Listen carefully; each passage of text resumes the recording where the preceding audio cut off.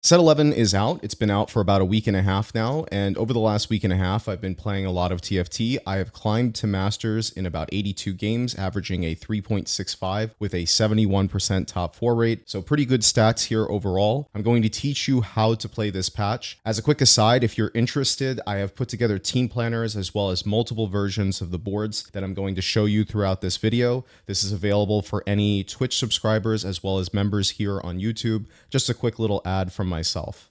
There are three main ways to approach this patch. First of all, you can play reroll. So you have your 1-cost rerolls, your 2-cost rerolls, and your 3-cost rerolls. You then have your standard level 8 boards. Pretty much all of those revolve around Kai'Sa. And then you have your fast 9 boards that tend to revolve around either Hui for AP or Aurelia for AD.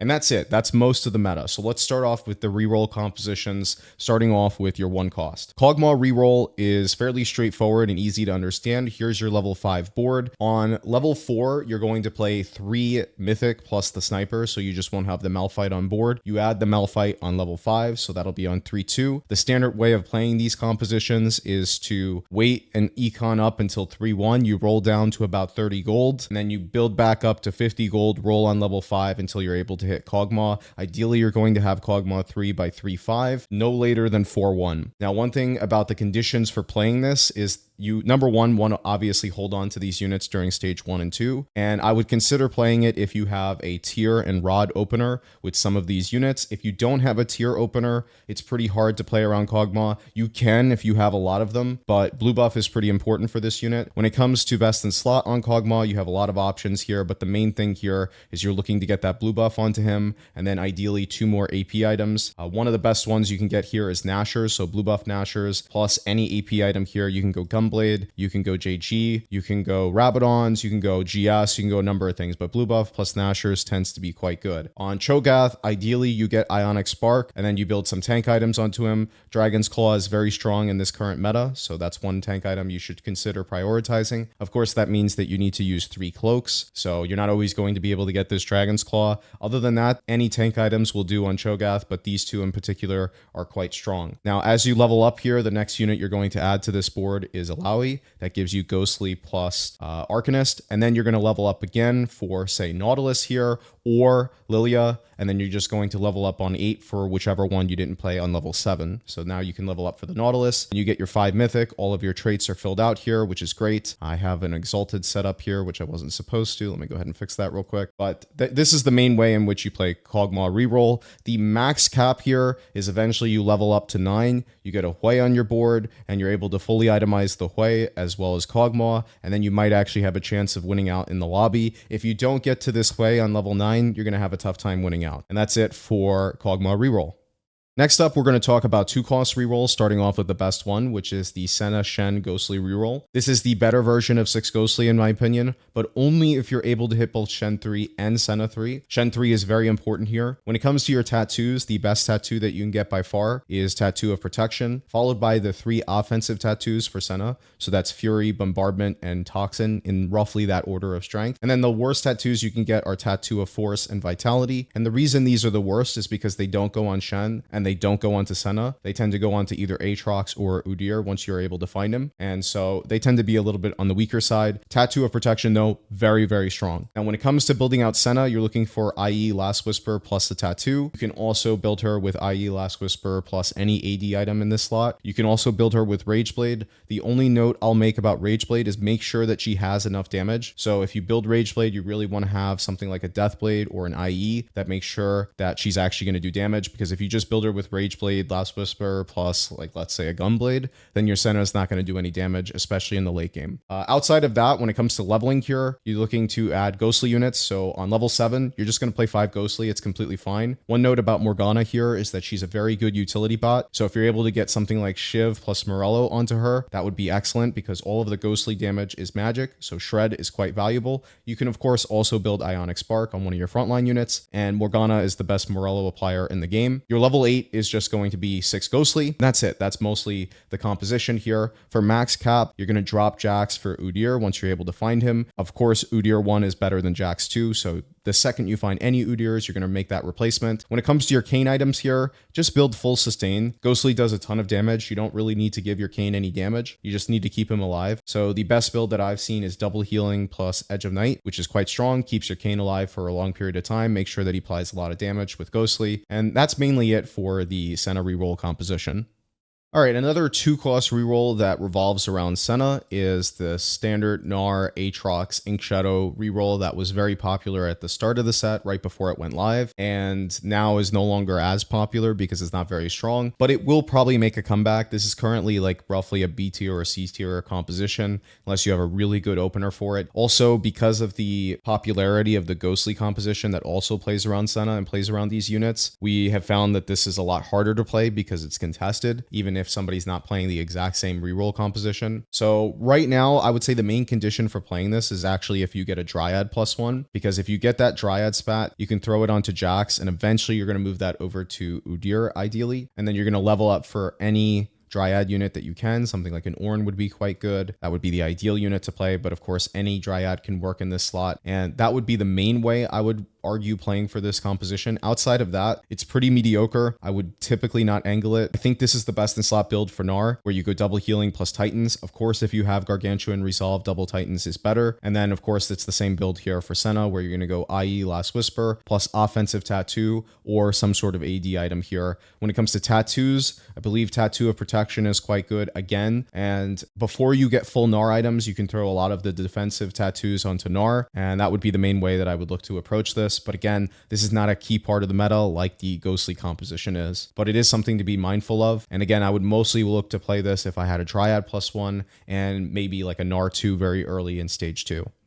Next up, we have Teemo Reroll in the 2-cost category. So this is the best in slot Teemo, in my opinion, blue buff Morello Gunblade. You can also go Rabadons over this Gunblade. You can go any AP item over Gunblade, but I do think blue buff Morello is very strong. And this is an example level 6 board. This is something that's realistic to hit, but this is not the ideal board. The ideal board is if you're able to hit 2 4-cost and are able to play around 4 Trickshot plus this Storyweaver frontline. Of course, this is not going to happen most of the time. The big thing of note here is that you want to make sure that you are playing around hitting 4 Trickshot as early as possible, because it is a huge spike for Teemo. If you play Teemo with only 2 Trickshot, he's going to be pretty underwhelming. It works fine in stage 2 and 3, but once you get into stage 4, you really want to get to 4 Trickshot as early as possible. So the way you're going to play this here is pretty similar to the way that Kai'Sa gets played, which we'll talk about a little bit later on. You have this 4 Trickshot, and then you're looking to eventually play around 4 Bruiser later on. So that would be Sylas plus either Tahm Kench or Aatrox. Let's get that Sylas and Aatrox in here. And then your level 9 would just be Udyr for 3 Ink Shadow, and you can maybe get those Ink Shadow items onto somebody on your board. Doesn't really matter who. When it comes to your Kai'Sa build here,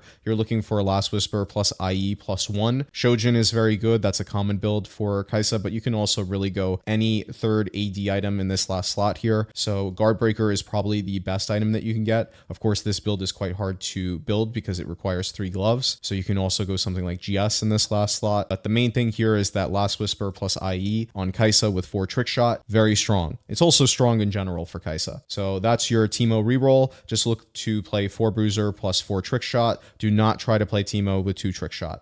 The last main 2-cost reroll I want to talk about is Janna Reroll. This is, in my opinion, the weakest of the 3 that I've talked about so far. The level 6 board is something like this. Of course, not always are you going to have a Galio on level 6. If you don't have a Galio on level 6, you're going to have to play around something like Garen, plus maybe a Lowy, plus Zoe. There's a lot of different ways to play around this in the early game before you're able to hit this Galio, but this is the ideal level 6 board. And then eventually you're going to level up for something like an Annie is the easiest way to get something that's decent onto the board. You can also level up for a Nico, then you can level up for the other one on level 8, and then eventually what you're trying to do is replace both of these units with Rakan plus Wukong, and that would be your late game cap. And you're not always going to be able to get to this point in the game, of course, but this would be ideally what you're able to get towards. And you can consider 3-starring the Zyra as well as a secondary carry. It's not that strong, to be honest with you. Again, the whole issue with this is that this is just not that strong of a composition. In my opinion, Galio is not that strong of a unit. He's okay. He'll get you through stage 4 and 5 reasonably, but eventually he kind of falls off pretty pretty hard, and so does this composition. The main place where I would actually consider playing this is there is an Exalted set with Annie in it that also has Soraka plus Zyra, this one right here. So if you are able to play in this exact Exalted set, you can get Exalted practically for free with this Annie here, and then you would ideally level up for something like the Wukong. And your board's actually pretty strong here. You get 3 Exalted, you get all of this set up on level 9, which is probably the only condition in which this can go first, in my opinion. Outside of that, I have typically seen this composition bot for after its initial popularity at set launch. Now it's not very strong. So typically I would not play this unless it has a really good Exalted set like this specific one, or if you have a really good opener for it.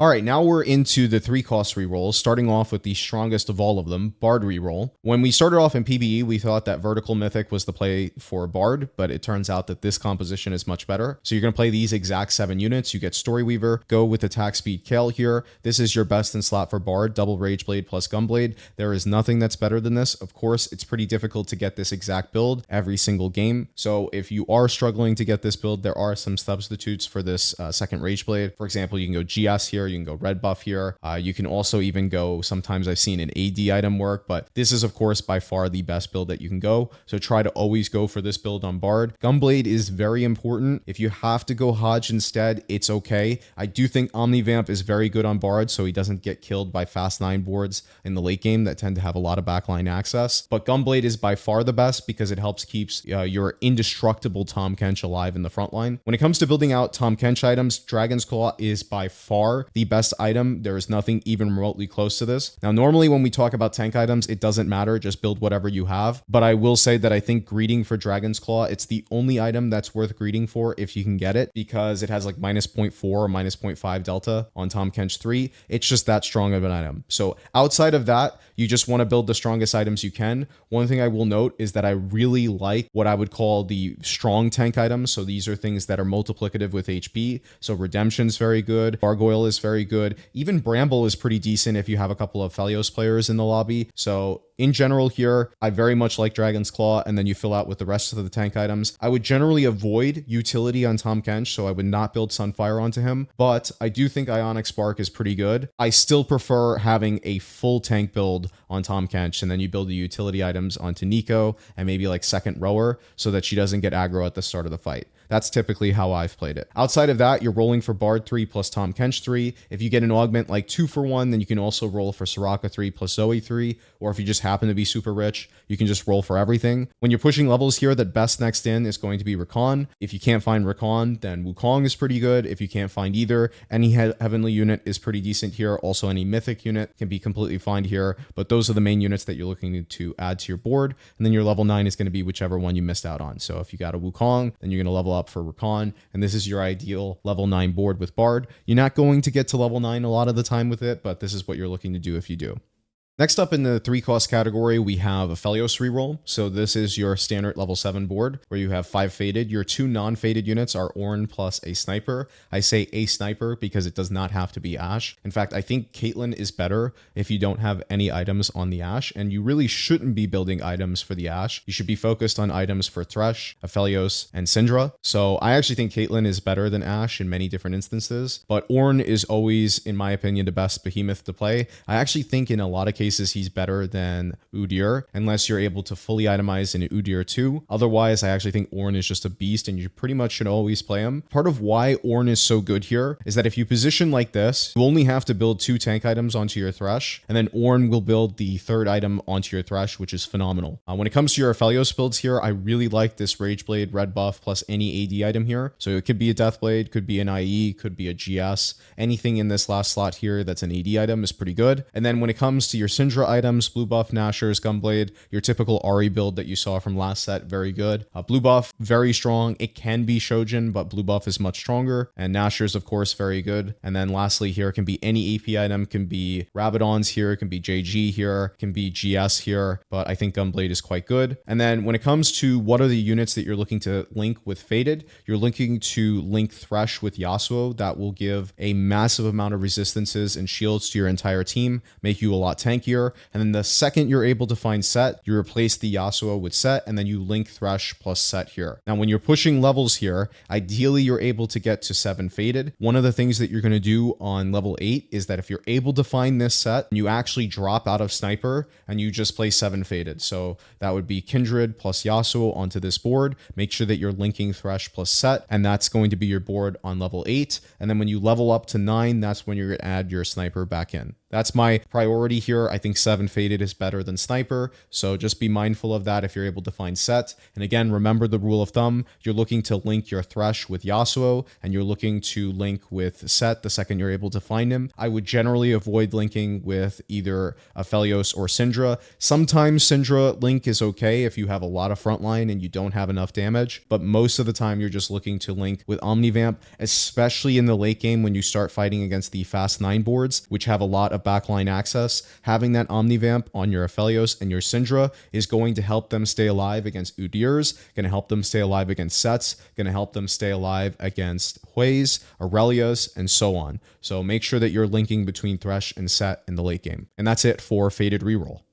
Next up in the 3-cost category, we have Yone Reroll, and boy, are there a lot of different ways to play Yone. So first of all, we have Heavenly Yone. This has been the most recent development. This is the one that has become the most popular. The idea is very simple here. You play Vertical Heavenly to give extra stats to your Yone plus Kayn, and then these two become unkillable carries. Ideally, you have combat augments that effectively turn your Yone from a 3-item Yone into, I don't know, like a 4 or 5-item Yone. If you have really good combat augments plus Vertical Heavenly here. So you're just trying to make your Yone as unkillable as possible. It's the same exact concept as Heavenly Kayn. You're just now trying to play around Yone as well. Then we have what I would consider to be the standard version of the comp, which was the Vertical Umbral. This has become a lot less popular. The reason why it's a lot less popular now is because number one, you have to hit Set in order to hit 6 Umbral without an Umbral spat. And then on top of that, if you're playing duo carry Kayn, you really want to play 4 Reaper, and you can't play 6 Umbral with 4 Reaper without a spat of some kind. So then we move into what I would consider the standard Yone version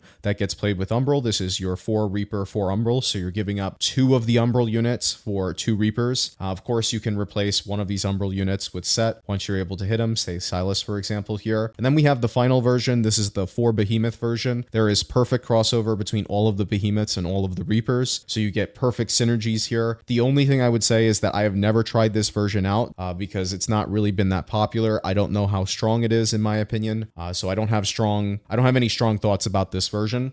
I've mostly played these other versions here. So let me start off with each one of these. I think this is the strongest way to play 4 Reaper if you aren't playing around Heavenly early. If you have the Heavenly upgrades, I think the Heavenly approach is quite strong, especially if you have combat augments to make your Yone even stronger. The main disadvantage of this particular line is that you have a bunch of low quality units on your board, and if you're going to play these low quality units, you really need your Yone to be unkillable. So if you have really good combat augments, or if you have maybe a Heavenly spat, or if you have a Radiant item on your Yone, these are conditions in which I would consider playing this Heavenly line. If you don't have those active, then I would consider going for the higher unit quality that you get in the 4 Umbral version, and then maybe look to transition into Heavenly when you get to 9 and are able to play around Wukong.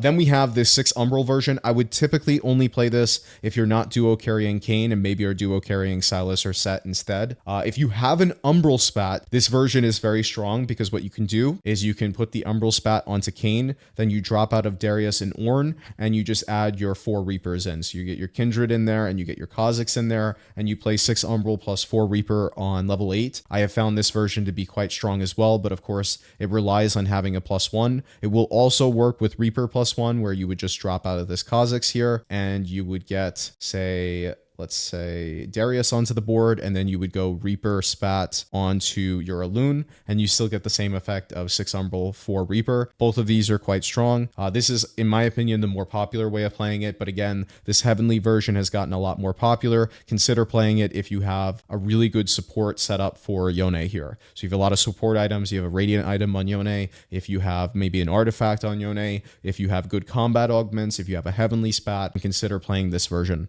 All right, next up in our 3-cost reroll category, we have Duelist. This is one of the better tempo openers that you can get. So if you get a lot of Duelists in the early game, it's usually pretty easy to streak because Darius is one of the strongest units in the game. Also, Volibear can be pretty unkillable early game if you get good items onto him. So this is a 3-cost reroll to consider if you have a good opener for it, or maybe a good augment to start off with. The one thing I will note here is that you pretty much always want to build Gunblade on Tristana. If you don't have Gunblade or Hodge on Tristana, she does die pretty frequently to random stuff, so getting that healing or Omnivamp onto her, especially Gunblade, is quite good. And then when it comes to Volibear builds, Bloodthirster plus Double Titans is the most common strong build that you can go for, especially if you have Gargantuan Resolve. In fact, if you do get Gargantuan Resolve, this is a very good augment for just hard forcing Duelists. But if you don't have it, then this build is still pretty good, but you can also just build Volibear with tank items and then try to get those items onto Lee Sin eventually, the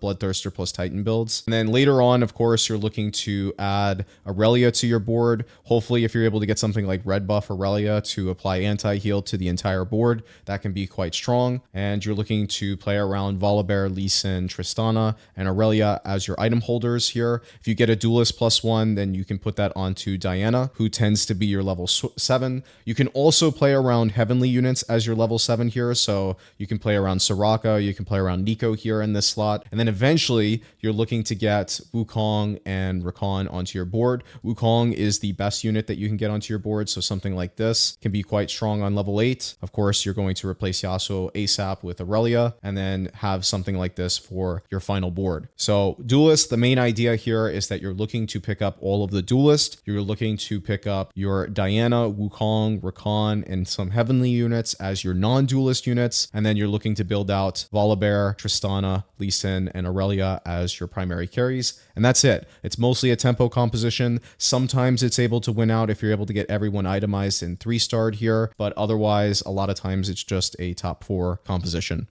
All right, now we're starting off with the standard level 8 compositions, starting off with Kai'Sa. So this is the exact same composition as we saw with Teemo Reroll. The only difference is that you're not going for Teemo 3, you're playing for tempo. On 4-2, you're going to roll down for your 4-cost here, ideally hit Kai'Sa 2 with exactly this build. It doesn't have to be Shojin here though. We talked about this a little bit earlier. It can be Guardbreaker here, can be GS here, can be AD item like Deathblade here, but really you're just looking to build Last Whisper plus IE Kai'Sa, duo carry Teemo with blue buff plus Morello, then build tank items onto Galio, playing 4 Bruiser plus 4 Trickshot. Instead of 4 Bruiser, sometimes you might want to consider dropping Silas for Udyr if you're able to find him. That's completely fine, especially if your Ink Shadow item is any good. So if you have something like Fury for Kai'Sa, Toxin for Kai'Sa, or if you have Protection for Galio and you don't have full Galio items, all of these are good examples of things that you might want to consider playing Udyr for 3 Ink Shadow over 4 Bruiser. And then on level 9, you're going to add whichever one of the 2 that you didn't play on level 8. So that would be your 4 Bruiser or 3 Ink Shadow on level 9. And that is the max cap here. Eventually, you might want to get a Xayah onto the board and play her as a triple carry, but a lot of times you're not going to be able to get to that spot. Plus, unfortunately, Xayah is somewhat underwhelming. The other thing of note here is that you do want to play around attack speed kill. Since you are building Last Whisper onto Kai'Sa, I believe that it is much better than building the Shred onto Kale. And that's it. That's pretty much it when it comes to playing around trick shots. The other standard level 8 board you can play around is Ghostly Kai'Sa. So this is playing around 6 Ghostly plus Kai'Sa. You get 3 Ink Shadow here. This is especially strong again if you have Tattoo of Protection or any offensive tattoo for Kai'Sa. You're building her the exact same way as in Trick Shots, where you go Last Whisper plus IE. You do not need Trick Shot for Kai'Sa here, so you're just going to focus on getting 6 Ghostly plus 3 Ink Shadow, and that's your level 8 board. The second you're able to find Udyr, you replace Jax here, and then the other thing of consideration is that when you level up, you're looking to add a Trick Shot for your Kai'Sa, so Xayah is the strongest one that you can add to the board, but really, it doesn't matter who you add, because unfortunately, Xayah is not that strong of a carry here, so really you're just adding her as a trait bot for Trick Shot, and this tends to be the max cap here. This board is quite strong, despite the fact that it looks pretty weak here because the ghostly trait is quite strong on 6. You can also duo carry Kayn with full sustain items, so that's your double healing plus Edge of Night. And then you want to ideally build utility onto Morgana with Shiv plus Morello being her best item so that you can apply anti-heal and shred to the whole board. You can also build Ionic Spark on the front line, which is also quite good with Ghostly. And again, this is basically the same concepts as the Senna Reroll composition, except instead of playing around tanking Shen and a DPS carry of Senna, you're now playing around Kai'Sa plus Alawi. All right, now we're getting into some of the less standard level 8 boards. This is if you're able to get a Storyweaver emblem, either from an augment or from one of the spatulas that you're able to get in the game. So this is your level 8 board, ideally, where you have 2 different 5 costs, Rakan plus Aurelia. Of course, that's not always going to happen. So if you're not able to get either one of those units, then you're going to maybe play something like Morgana over Rakan, and then over Aurelia, you would have Sivir here, and you would play your carry items on Zoe. When it comes to what items to slam before you're able to find Aurelia, try to put items on Zoe that are not AP specific. So if you're able to get something like Rage Blade or Red Buff or GS or Gunblade onto your Zoe as opposed to things like Rabadons, this gives you a very easy transition into Aurelia later on that I have found to be superior to building full AP items onto the Zoe. So it might be a little bit weaker, but just rely on the strength of your Kayle so that when you eventually are able to find Aurelia, you have a full build for her that's actually quite strong. Because before you're able to find Aurelia, it's actually pretty hard to play around, say, like Sivir carry. Sometimes Sivir carry is good enough, a lot of times it's not. So if you have to play around the Zoe unit, try to build items on her that are flexible, that can eventually go on to Aurelia. And when you get those 5 costs, you're usually going to try to play something like this, and then you're going to drop out of this Morgana for Rakan, level up for Wukong eventually, and this would be your board. Sometimes you can drop out of this Alawi as well if you wanted to for Diana and give her the Storyweaver spat. When it comes to your Kayle upgrades, you're looking to go green, which is the Shred Sunder option, then red plus red. Do not go green on the last one. It's plus Delta and 7 Storyweaver. You really just want to play carry Kayle here, and ideally green is a very big deal for the first one so that she shred and sunders her targets. It's pretty relevant here. So I think this build is undeniably the best if you're playing vertical Storyweaver. There are other options that are good in other comps, but for vertical Storyweaver, I like this build the most.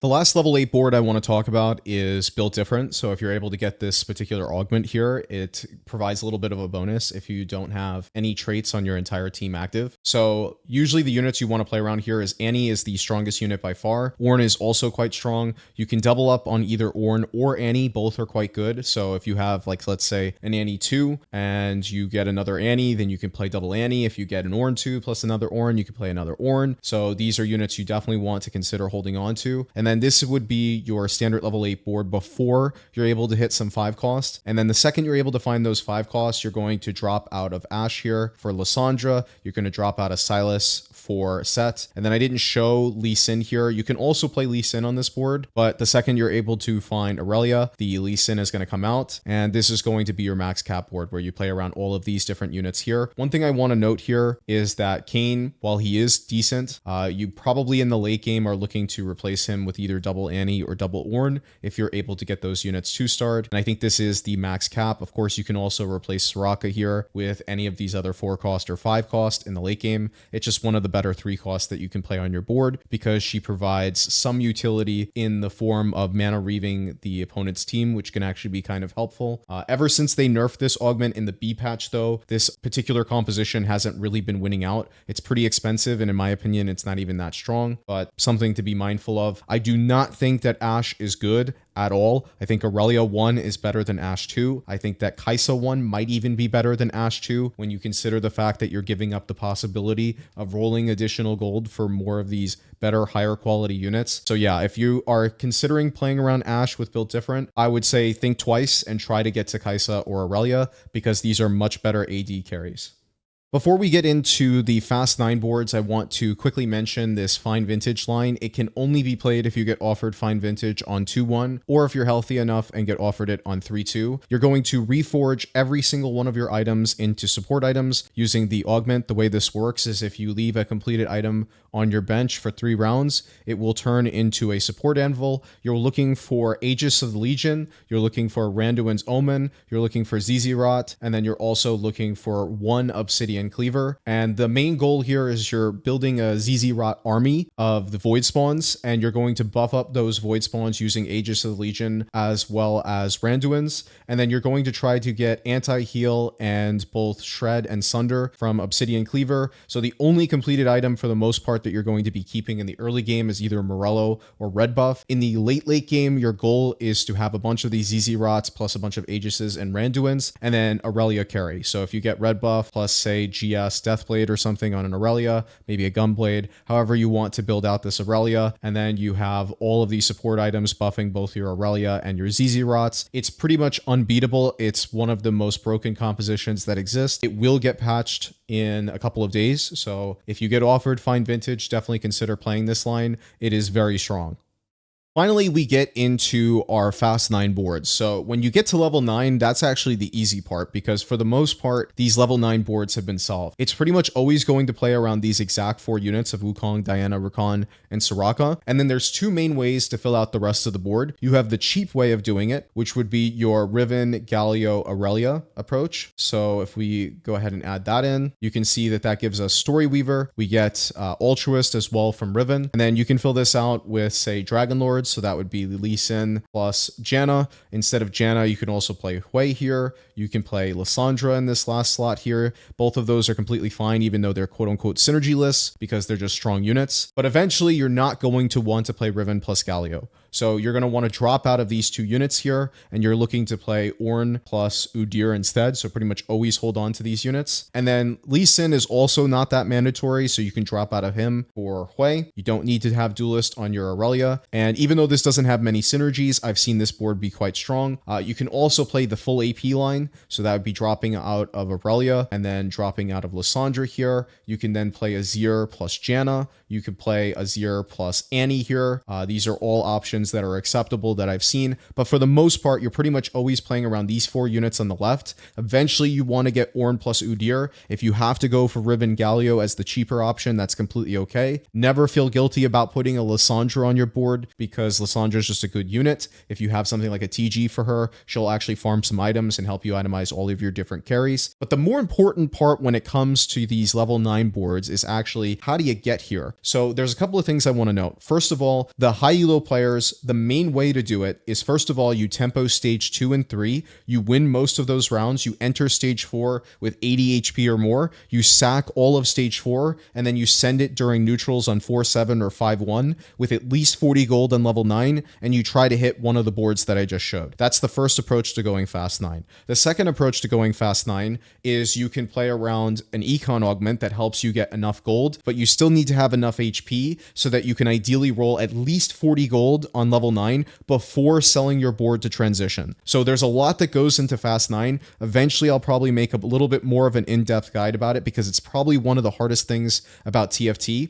But the main 2 approaches that you need to realize here is you can go Econ, lose streak, and then try to go Fast 9 in stage 4. This is, in my opinion, the weaker version. The better way of approaching it is you try to win streak in stage 2 and 3. You slam AD carry items, you slam AP carry items, and then ideally some sort of melee carry items for Wukong or Udyr in the late game, or TGs, which are really high impact on these 5-cost 2-stars. And then you sack all of stage 4. If you can get Fortune in for your stage 4 sack, that's pretty high impact. That's something that Setsuko does a lot. And then you try to cash out and start win streaking in stage 5 and beyond. But the main thing here is that there's a lot of nuance to all of this. Ideally, you're able to do the transition with 3 lives so that you have 2 turns to do the transition. There's a lot that goes into Fast 9 is what I'm really trying to say, and it takes a lot of practice here. The boards on level 9 are not the hard part. There's actually a lot of different acceptable boards, but most of them revolve around this 4-piece plus Ornn plus Udyr, and then you're just flexing these last 3 slots that is most of the time just going to be 5 cost. So you can play Azir plus Hui here,